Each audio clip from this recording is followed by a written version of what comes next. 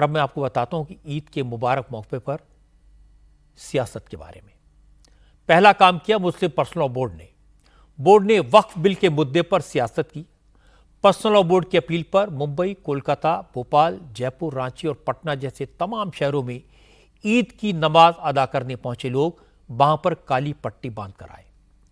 मौलानाओं ने तकरीरों में वक्फ बिल को मुसलमानों के खिलाफ बताया, इसके खिलाफ जद्दोजहद की कॉल दी। असल में सरकार 2 अप्रैल को पार्लियामेंट में वक्फ बिल पेश कर सकती है, इसीलिए बिल के खिलाफ माहौल बनाने के लिए ईद के मौके का पूरा इस्तेमाल किया गया। अखिलेश यादव और ममता बनर्जी ने भी इस मौके का पूरा फायदा उठाया, राजनीति की बात की। Minorities affairs minister Kiren Rijiju ने ऐसे नेताओं को क्या जवाब दिया, वो भी सुनने लायक है। एक एक करके सबकी बात करते हैं।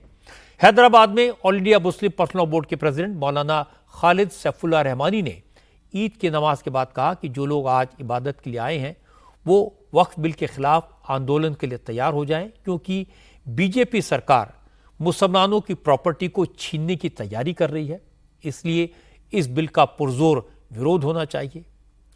पर्सनल लॉ बोर्ड की अपील पर मुसलमानों को घर से निकलना चाहिए।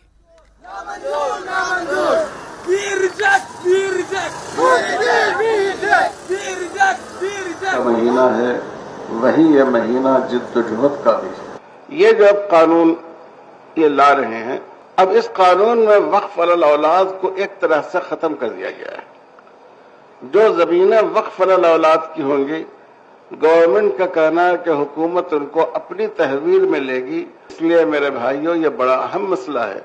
इससे हमारी मस्जिदों का तहफ़्फ़ुज़, इससे हमारे मदरसों का तहफ़्फ़ुज़, इससे हमारे कब्रिस्तानों और ईदगाहों का तहफ़्फ़ुज़, इससे जो हमारे असरी तालीमी इदारे हैं बहुत सारे, उनका तहफ़्फ़ुज़, हमारी खानकाहों का तहफ़्फ़ुज़, ये सब इनसे मुताल्लिक़ है। और अगर खुदा न खास्ता गवर्नमेंट जैसी ज़िद्दी है हमारी मौजूदा हुकूमत की, 2 बड़ी खूबी ये है कि वो अंधी भी है और बहरी भी है। न मजलूमों के हालात को देखती है और न मजलूमों की आवाज को सुनती है। तो अगर खुदा न खास्ता यह कानून पास हो गया तो यह बहुत ही नुकसानदेह होगा। इसलिए हम सब लोग इस कानून का को मुस्तरद करते हैं, उसका विरोध करते हैं, और हम आपसे उम्मीद रखते हैं कि जब भी all India Muslim personal law board आपको आवाज देगा, आप इंशाअल्लाह उनकी आवाज पर लब्बैक कहेंगे। ईद के मुबारक मौके पर पॉलिटिकल पार्टियों के नेताओं की 2 तरह की तस्वीरें दिखाई थी। पटना में नीतीश कुमार नमाजियों को बधाई देने पहुंचे। हैदराबाद में चंद्रबाबू नायडू ने नमाज के बाद ईदगाह पहुंचकर लोग को मुबारकबाद दी। लखनऊ में deputy chief minister Brajesh Pathak और बीजेपी के सांसद दिनेश शर्मा मुस्लिम भाइयों के साथ ईद सेलिब्रेट करने पहुंचे। दूसरी तरफ अखिलेश यादव ईदगाह में नमाजियों से मिलने गए और उन्होंने इस मौके पर कहा कि सरकार संविधान से नहीं चल रही है, वक्फ बिल के खिलाफ पूरे देश में आवाज उठ रही है, लेकिन मोदी सरकार सिर्फ सियासी मकसद से यह बिल ला रही है, इसलिए सभी सेक्युलर पार्टीज मिलकर इस बिल की मुखालफत करेंगी। वक्फ बिल जो आ रहा है, ज्यादातर देश के दल उसके खिलाफ हैं। बड़े पैमाने पर राजनीतिक दल इसकी खिलाफत करेंगे। समाजवादी पार्टी भी इस बिल के विरोध करती है। सदन में जब आएगा इसका विरोध होगा। भारतीय जनता पार्टी के जितने भी अभी तक के फैसले हुए हैं, जो संविधान बदलने के या इस तरह के जो बड़े फैसले लिए हैं, उससे जनता को लाभ नहीं पहुंचा है। अपनी राजनीति के लिए, पॉलिटिकल वोट के लिए, एंग्लो इंडियन, याद होगा आपको, एंग्लो इंडियंस के लिए आरक्षण था, उनकी सीटें थी, उनको समाप्त कर दिया गया। जीएसटी जैसा कानून लाया गया और ये बताया गया देश को कि इससे व्यापार अच्छा होगा, कारोबार अच्छा होगा, लेकिन जीएसटी के आने से भ्रष्टाचार भी बढ़ा है और जो व्यापार बढ़ना चाहिए था, हमारे व्यापारियों के सामने संकट पैदा हो गया। ममता बनर्जी तो लंदन में थी, लेकिन ईद के कार्यक्रमों में शामिल होने के लिए अपना दौरा आधा छोड़कर वापस लौट आईं। ममता ने कहा कि बीजेपी देश भर में मुसलमानों को दबाने की कोशिश कर रही है। बीजेपी रूल्ड स्टेट्स में ईद के सेलिब्रेशंस पर पाबंदियां लगाई जा रही हैं। उनसे भी ऐसा करने को कहा गया था, लेकिन उन्होंने नहीं माना। ममता ने कहा कि बीजेपी और लेफ्ट पार्टियां मिल गई हैं, दोनों मिलकर बंगाल में दंगा कराना चाहती हैं, इसलिए मुसलमानों को सावधान रहना होगा। बीजेपी के लोग भड़काने की कोशिश करेंगे, लेकिन उन्हें भड़कना नहीं है। ममता ने कहा कि वो अभिषेक बैनर्जी और उनकी सरकार तीनों मुसलमानों के साथ हैं, इसलिए मुसलमानों को घबराने की कोई जरूरत नहीं है। मेरे को 2 देश में प्रोग्राम था, लेकिन ईद के लिए हम एक प्रोग्राम कैंसिल कर दिया। हमारा बाहर में जाना जरूरी नहीं है, लेकिन हमारा अंदर का लोगों को हमको शुभकामना देने का जरूरी है। बाम राम एक साथ में जाया, कलकत्ता से टिकट खरीद के जाके बोला, हमको पूछा आर यू हिंदू? हमने बोला हम गौरव का साथ I am Hindu, I am Muslim, I am Sikh, I am ईसाई, I am Indian. What can you do? क्या चाहते हैं लोग? डिवाइड एंड रूल चाहते हैं? हम नहीं चाहते हैं। हमारा जिंदगी आपके लिए, आप सलामत रहे तो हम सलामत रहेगा, ये आपको मालूम होना चाहिए। तो आपको मालूम होना चाहिए कि दीदी है हमारा साथ, हमारा अभिषेक है हमारा साथ, जावेद है हमारा साथ, हम लोगों का साथ पूरा सरकार है। आप ये बात मत सोचिए कि आपको कोई कुछ कर सकते हैं। कहते हैं 4 कम्युनल राइट्स हुआ, दंगा हुआ, प्रेसिडेंट रूल होना चाहिए। मैं कहा मणिपुर में क्या किया, उत्तर प्रदेश में क्या किया, बिहार में क्या किया, राजस्थान में क्या किया। ईद का दिन, खुशी का दिन में कौन क्या खाएगा उसका बारे में भी आपको रिस्ट्रिक्शन है। जो लाल पार्टी पहले बड़ा बड़ा बात करते थे सेकुलरिज्म का, आज लाल और गेरुआ एक हो गया। होने दो, होने दो। हम लोग रहेगा, हम अकेला ही रहेगा, हम अकेला ही 100 है। हम लोग लड़ते हैं जिंदगी से, हम लोग लड़ते हैं हमारा जान से। मैं हर तरह सोचती हूँ कि साल फारूक का तमन्ना, साल फारूक का तमन्ना आज हमारा दिल में है। देखते हैं जोर किसका बाजुए कतील में है। ममता बनर्जी ने जो कहा उससे अभिषेक बैनर्जी ने और आगे बढ़ाया। अभिषेक ने कहा कुछ फिरका परस्त ताकतें बंगाल को बांटने की कोशिश कर रही हैं, धार्मिक भावनाएं भड़का रही हैं, लेकिन बंगाल ने हमेशा मजहब के नाम पर होने वाली राजनीति का विरोध किया है। अभिषेक ने कहा कि बीजेपी मुसलमानों को सीए, एनआरसी के नाम पर डराने की कोशिश करती है, हिंदुओं को कहती है कि वो खतरे में है, लेकिन सच तो यह है कि न हिंदू खतरे में है न मुसलमान। बीजेपी अगर सत्ता में रही तो असली खतरा देश को है। जो बांटने की बात करते हैं, जिसको लगता है किसी को भी बंगाल से निकाल देंगे, हिंदुस्तान से निकाल देंगे, एनआरसी करेंगे, सीए करेंगे। राहत इंदौरी साहब तो आज हमारे बीच में रहे नहीं, लेकिन उनका एक बात मुझे याद आ रहा है जो मैं आज फरमाना चाहता हूं। किराएदार है, जाति मकान थोड़ी है, सभी का खून है इस मिट्टी में शामिल, किसी का बाप का हिंदुस्तान थोड़ी है। ये हिंदुस्तान जितना हिंदू का है, उतना मुसलमान का है, उतना सिख का है, उतना क्रिश्चियन का है, हर एक इंसान का है। कोई कहता है हिंदू खतरे में है, कोई कहता है मुसलमान खतरे में है। मैं कहता हूं भाजपा के दोस्तों, जरा धर्म का चश्मा उतार के देखो, पूरा हिंदुस्तान खतरे में है। और हम लड़ते मरते दम तक बंगाल की एकता को बरकरार रखने का संकल्प आज आप सबको साक्षी मानकर लेते हैं। जो इस मिट्टी में आग लगाने आएगा, उस आग में जल के वो खुद राख हो जाएगा। जो तोड़ने आएगा वो खुद टूट जाएगा, जो बिखरने आएगा वो खुद बिखर जाएगा। ममता और अभिषेक को जवाब दिया बंगाल बीजेपी के नेता समीक भट्टाचार्य ने। समीक भट्टाचार्य ने कहा ममता की कोशिश है किसी तरह 30% मुसलमानों के वोट को अपने पक्ष में कंसोलिडेट किया जाए, इसीलिए ममता बीजेपी के नाम पर मुसलमानों को डराने की कोशिश कर रही हैं।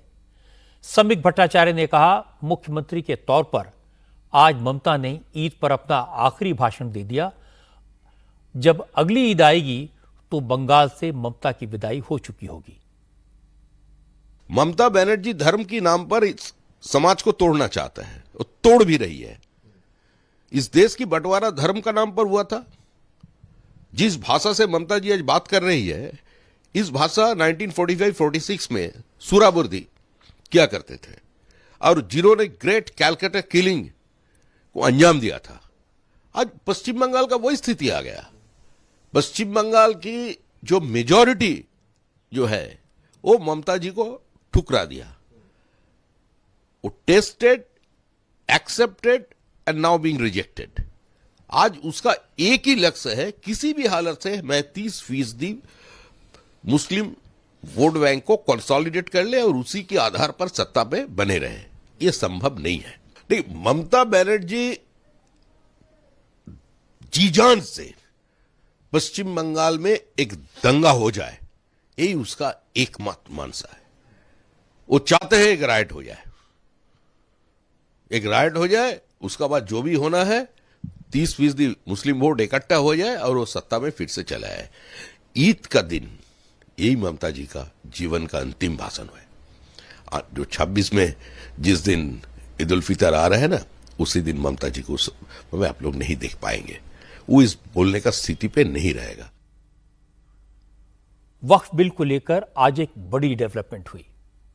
आज क्रिश्चियंस के दो बड़े संगठनों, Catholic bishop conference of India और केरल कैथोलिक बिशप्स काउंसिल ने वक्फ अमेंडमेंट बिल को सपोर्ट किया। केरल कैथोलिक बिशप्स काउंसिल ने केरल के सभी एमपी से इस बिल को सपोर्ट करने की अपील की। बिशप्स काउंसिल ने कहा कि केरल में ईसाइयों की जमीनों पर वक्फ बोर्ड का गैर कानूनी कब्जा है। मौजूदा वक्फ कानून की वजह से उन्हें अपनी जमीन वापस नहीं मिल रही है, इसलिए इस बिल में बदलाव जरूरी है। इसके अलावा ऑल इंडिया सूफी सज्जाद नशीन काउंसिल के चेयरमैन और अजमेर शरीफ दरगाह के खादिम सैयद नसीरुद्दीन चिश्ती ने भी वक्फ अमेंडमेंट बिल का सपोर्ट किया। उन्होंने कहा कि जेपीसी ने मुसलमानों की बात पूरी तरह सुनी है। वक्फ बोर्ड के जरिए कुछ लोग वक्फ की प्रॉपर्टीज पर कब्जा करके बैठे हैं। नया कानून बनने से मुसलमानों को वक्फ की प्रॉपर्टी का फायदा मिलेगा, इसलिए बिना सोचे समझे इस बिल का विरोध करना ठीक नहीं है। पिछले कुछ दिनों में जो बयानात देखने में आए हैं कि लोगों को ये जज्बाती तकरीर करके बताया जा रहा है कि आपकी मस्जिद छीन जाएंगी, दरगाहें छीन जाएंगी, इमाम बाड़े छीन जाएंगे, ये बातें सरासर गलत है। लेकिन जहाँ तक मेरा मानना ये है कि मौजूदा वक्फ एक्ट जो है उसमें अमेंडमेंट की सख्त जरूरत है और मुसलमानों को किसी तरीके से भी इससे डरने की जरूरत नहीं है। सरकार पार्लियामेंट में खड़े होकर अधिकारिक तौर पर बयान दे रही है, भारत सरकार, कि ये किसी के खिलाफ नहीं है, कोई आपकी मस्जिद दरगाहें नहीं छीनी जाएंगी, इमाम बाड़े नहीं छीने जाएंगे। तो हमें उस ऑथेंटिक बयान को, आधिकारिक बयान को मानना चाहिए। जब भी मुसलमानों के रिफॉर्म की बात आती है, फलाह बहबूदी की बात आती है और भारत सरकार कुछ करना चाहती है, तो इस तरीके से कुछ इंटरेस्टेड पीपुल, इंटरेस्टेड लोग या कुछ ग्रुप वो आकर के मुसलमानों के जज्बात भड़काते हैं। वक्फ बिल समय की आवश्यकता इसलिए है कि वक्फ की इतनी प्रॉपर्टीज हैं, उनको जो रेंट पे दिया हुआ है वो आज मार्केट वैल्यू की रेंट देखिए आप क्या है, और किसी ने 8 रुपए में ले रखा है, किसी ने 10 रुपए में ले रखा है, किसी ने 500 में ले रखा है, किसी ने 1000 रुपए में ले रखा है, जबकि वो प्रॉपर्टी की वैल्यू करोड़ों में है और ना ही जो रेंट आ रहा है उसका ढंग से यूटिलाइजेशन हो रहा है, कम्युनिटी के लिए कोई इस्तेमाल नहीं किया जा रहा है। देखिए, सच्चर कमेटी की अगर हम बात करें तो उनकी रिपोर्ट पढ़ ली जाए। उसके अलावा जब के रहमान खान साहब मिनिस्टर थे 2013 के अंदर, 12 और 13 में, जब भी इसकी कवायद की गई थी कि भाई इसके अंदर अमेंडमेंट किया जाए, तो अमेंडमेंट की तो बात है, शुरू से सब लोग मानते हैं कि हाँ अमेंडमेंट की जरूरत, करप्शन है। वक्फ बिल का विरोध करने वालों को उत्तराखंड वक्फ बोर्ड के चेयरमैन शादाब शम्स ने भी करारा जवाब दिया। शादाब शम्स ने कहा, जिन लोगों की दुकान वक्फ बिल पास होने के बाद बंद हो जाएगी, वही लोग इस बिल का विरोध कर रहे हैं। शादाब शम्स ने कहा कि देश के सारे वक्फ बोर्ड की जांच करा ली जाए, असलियत सबके सामने आ जाएगी, विरोध करने वालों का असली चेहरा दिख जाएगा। वक्फ अमेंडमेंट एक्ट का विरोध कर रहे हैं, ये मुसलमान नहीं है, ये पॉलिटिकल मुसलमान है और ये असल में इंक्रोचर हैं वक्फ के। आप ऊपर से लेके नीचे तक जितने मुस्लिम पर्सनल लॉ बोर्ड के मेंबर्स हैं, जितने ये मुस्लिम तंजीमें चल रही हैं या जमात है या जो लोग साथ में आए हमदर्द बन के दिखा रहे हैं या ओवैसी साहब हैं, ये सब लोग वक्फ के इंक्रोचर हैं। आप बताइए नहीं तो कि वक्फ की संपत्ति पर 75 साल वर्सेस मोदी कार्यकाल, 75 साल में आपने क्या किया? तब तो बीजेपी नहीं थी, तब तो मोदी जी नहीं थे। 75 साल में सिर्फ औकाफों में लूट हुई है और लूट इतनी बड़ी लूट हुई है कि नीचे से ऊपर तक सारे लुटेरे। वक्फ बोर्ड लूट का अड्डा है, इसके अध्यक्ष, इसके सदस्य, इसके मुतवल्ली सब चोर। ईमानदारी दिखाओ, कहें सारे के सारे ओवैसी साहब कहें देश की आजादी से लेके आज तक सबकी सीबीआई इंक्वायरी कराओ। मेरे भी 2 साल के कार्यकाल हो गया, मेरी भी इंक्वायरी कराओ। जिन्होंने वक्फ की पैसे को लूटा होगा, जिसने जमीनों को खुर्द-पुर्द किया होगा, सब जेल जाएंगे। उनकी प्रॉपर्टी से रिकवरी हो ना, ऐसे थोड़ी चलेगा। गरीबों का हक मार के चंद अमीर बैठ जाए और अपने आप को मुसलमानों का रहनुमा बताए, ये नहीं चलना चाहिए। ईद के दिन वक्फ बिल को लेकर जिस तरह की बयानबाजी हुई, सिंबॉलिक प्रोटेस्ट हुए, उस पर minorities affairs minister Kiren Rijiju ने दुख जताया। रिजिजू ने कहा कि जो लोग वक्फ बिल को मुसलमानों के खिलाफ बता रहे हैं, वो बिल के ऐसे प्रोविजंस बताएं जो मुसलमानों के खिलाफ हैं।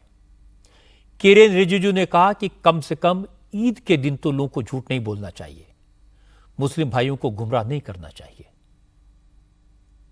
ग्रुप है, खास करके कुछ पॉलिटिकल पार्टीज के लोग और कुछ संगठन है, गिने चुने कुछ संगठन है, वो लोग समाज को गुमराह करने का कोशिश कर रहा है। वो जो बोलने वाला लोगों का चेहरा भी पहचानी है, क्योंकि CAA जब लाया था तब भी यही झूठे बातें इन्होंने किया था। अब CAA कानून लग गया, साल भर हो गया, किसी एक मुसलमान का कोई अधिकार छीन लिया गया है? किसी का नागरिकता छीना है क्या?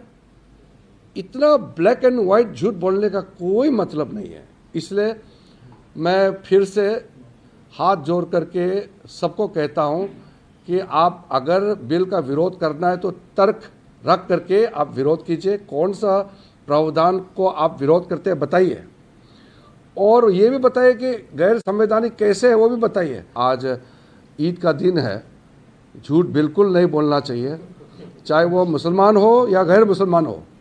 हाँ, सच बात है, ईद का दिन में दिल से बात निकलना चाहिए, झूठ बात बिल्कुल नहीं बोलना चाहिए। वो ईद का दिन भी अगर झूठ बोलेगा तो वो तो इसका मतलब वो नकली आदमी है। इस बात की काफी चर्चा है कि सरकार 2 अप्रैल को वक्फ अमेंडमेंट बिल पार्लियामेंट में पेश करेगी। क्योंकि Kiren Rijiju parliamentary affairs minister भी हैं, इसलिए उनसे इसके बारे में पूछा गया तो उन्होंने कहा कि सरकार ने वक्फ बिल पेश करने की तैयारी पूरी कर ली है, डेट भी जल्दी बता दी जाएगी। लेकिन वो इतना कह सकते हैं कि देश के सभी वर्गों के लोग और आम मुसलमान वक्फ बिल को सपोर्ट कर रहे हैं। सरकार जो बिल ला रही है वो मुसलमानों की भलाई के लिए है, संविधान के दायरे में है।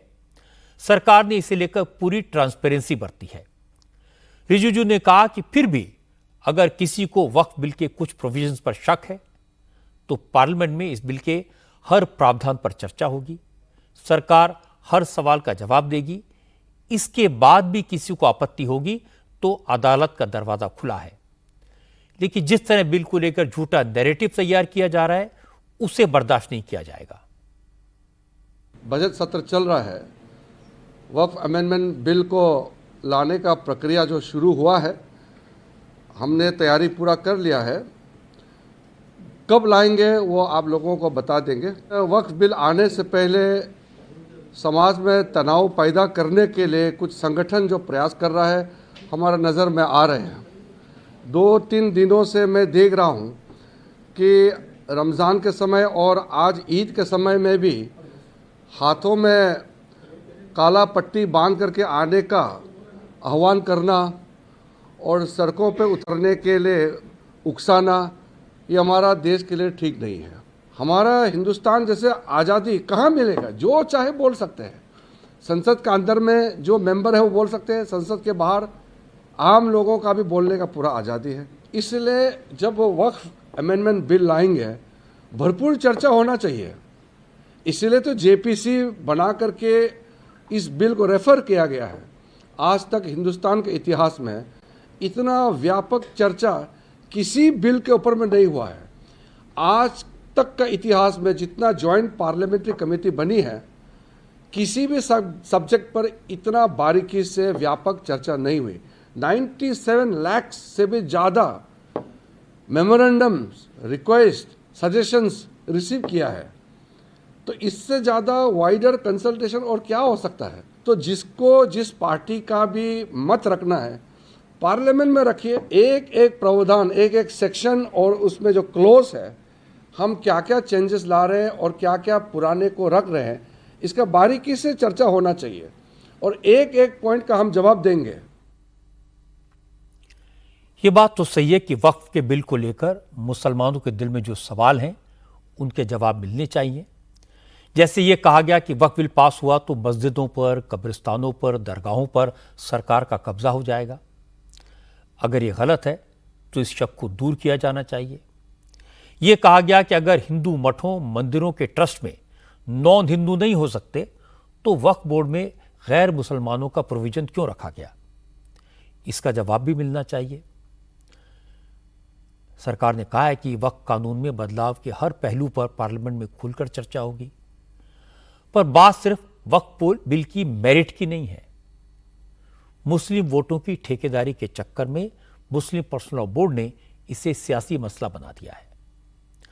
वक्फ बिल के नाम पर नीतीश कुमार और चंद्रबाबू को जिस तरह से डराने की कोशिश की गई, ये कहकर ब्लैकमेल किया गया अगर वक्फ पर बीजेपी का साथ दोगे तो मुसलमान वोट नहीं देंगे। वक्फ कानून में बदलाव को इशू बनाकर सरकार को कमजोर करने की कोशिश की जा रही है। लेकिन वक्फ के कानून में संशोधन को राजनीति से ऊपर उठकर देखने की जरूरत है। यह जानने और समझने की जरूरत है कि कानून बदला तो क्या इससे गरीब पिछड़े मुसलमानों को फायदा होगा? क्या वक्फ कानून में बदलाव हुआ तो वक्फ की इनकम का इस्तेमाल आम मुसलमान के वेलफेयर और रिफॉर्म के लिए किया जाएगा? अगर इन बातों पर सरकार लोगों को कन्विंस कर पाई तो फिर विरोध करने वालों को मुंह छुपाने की जगह नहीं मिलेगी।